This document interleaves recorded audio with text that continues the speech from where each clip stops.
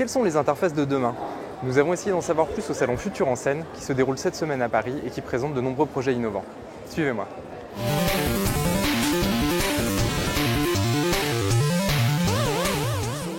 Premier projet qui a retenu notre attention, un système qui permet de contrôler un jeu vidéo par la pensée.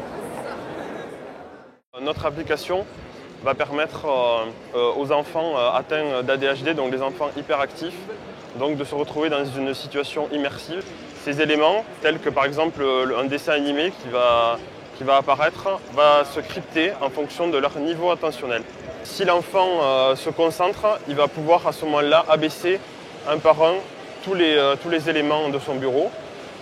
Voilà, là je me suis un petit peu plus concentré, hop, les éléments se sont baissés. En fait, on essaye d'analyser les états mentaux de l'utilisateur et on va adapter le jeu vidéo aux processus cognitifs, aux états mentaux de l'utilisateur. Alors, on peut détecter par exemple l'attention, la concentration, la relaxation et on va s'en servir pour adapter le jeu vidéo ou interagir avec le jeu vidéo.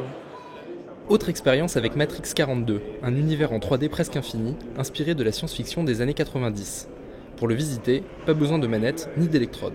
Pour se déplacer, il n'y a pas besoin des mains, c'est juste le corps. Donc les épaules pour tourner, qui permettent de s'orienter, de décider où est-ce qu'on peut aller.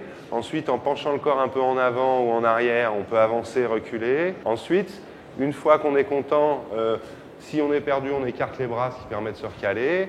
Et puis après, si on veut rentrer quelque part, il suffit de rentrer dans le bâtiment.